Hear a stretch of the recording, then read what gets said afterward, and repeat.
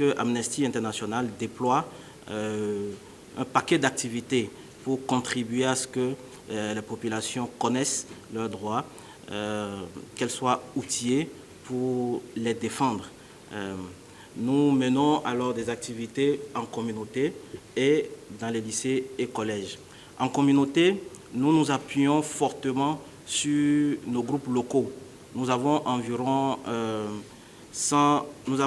1200 militants constitués en groupes locaux, constitués en 52 groupes locaux à travers le Bénin.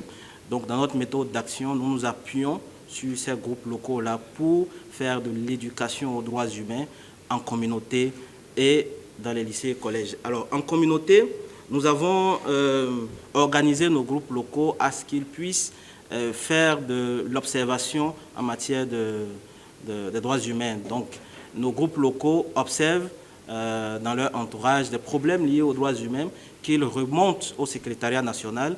Et sur la base de ces problèmes, nos groupes locaux proposent des initiatives communautaires pour pouvoir contribuer à la résolution ou à l'éradication de ces problèmes-là.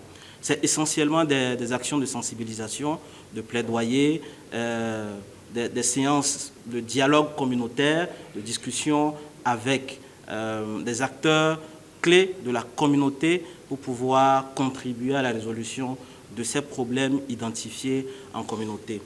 Alors, cette année, pour 2024, nous avons pu déployer 73 initiatives communautaires et qui ont pu toucher directement près de 20 000 personnes sur toute l'étendue du territoire. Nous avons pu discuter des thématiques telles que le droit à la santé, l'accès à l'eau potable, le droit à un environnement sain, le droit à l'éducation et la protection des enfants. Je vais vous donner quelques exemples d'activités que nous avons pu réaliser dans certaines communautés. À Adjoum, par exemple, nous avons pu sensibiliser environ 70 femmes issues de 3 grandes associations de la commune d'Adjoum et 15 chefs villages de la localité sur les mécanismes de protection des enfants dans cette zone-là qui est réputée pour le trafic des enfants. Vous savez que la vallée de l'Ouémé fait un peu frontière avec le Grand Nigeria, donc les enfants sont malheureusement amenés au Nigeria pour de l'exploitation économique. Nous avons donc déployé avec les groupes locaux de cette localité-là des activités de sensibilisation pour renforcer le mécanisme de protection et environ 70 femmes issues de 3 grandes associations, des chefs villages, 15 chefs villages notamment, ont été sensibilisés et formés sur les lois répressives ainsi que les mécanismes d'alerte et de protection de ces enfants-là.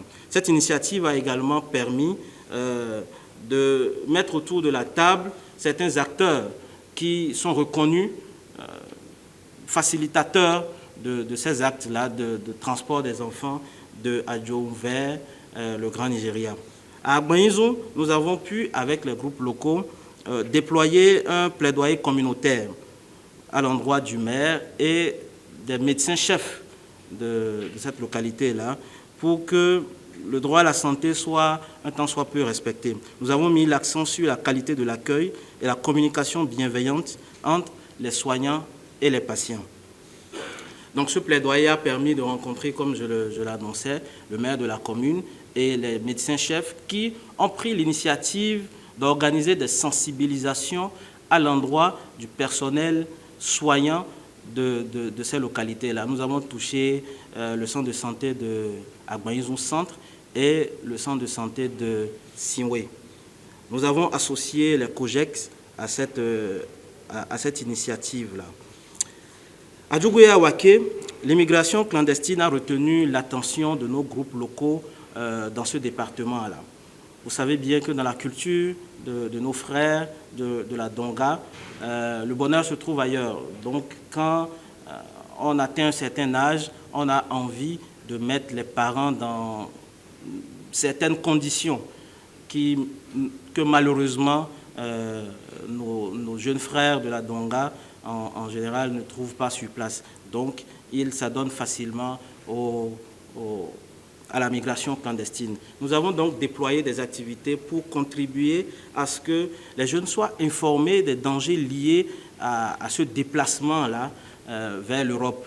Nous avons pu regrouper autour de la table tous les imams de Djougou avec qui nous avons discuté pour qu'ils puissent prendre en compte dans leurs prêches religieuses et leurs sermons des conseils liés à ce phénomène-là.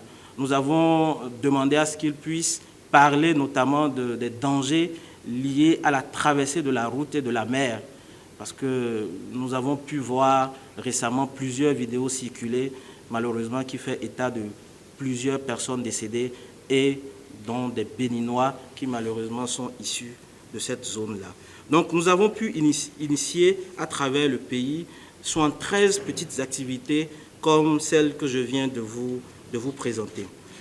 Nous avons également mis en œuvre au cours de cette année en communauté 3 grandes activités structurées, mieux structurées que ce que je viens de vous présenter, et pilotées directement par le secrétariat national d'Amnesty International au Bénin. Le premier projet que je vais vous présenter, c'est le projet de renforcement de la culture des droits humains à travers les masses médias et les conducteurs de taxi-moto. Ce projet de 3 ans vise à contribuer au renforcement de la culture des droits humains au Bénin en mobilisant les masses médias et les conducteurs de taxi-moto comme relais pour faire de l'éducation, de la sensibilisation en faveur des droits humains. Depuis son lancement, nous avons pu organiser plusieurs activités pour faciliter ces activités d'éducation-là par les journalistes et par les conducteurs de taxi-moto. En 2023, donc en fin 2023, nous avons organisé une grande formation à l'endroit de près de 130 journalistes issus des 12 départements du Bénin. Donc nous avons organisé cette formation-là sur les mécanismes de rédaction, ou plutôt les moyens de rédaction journalistique en faveur des droits humains.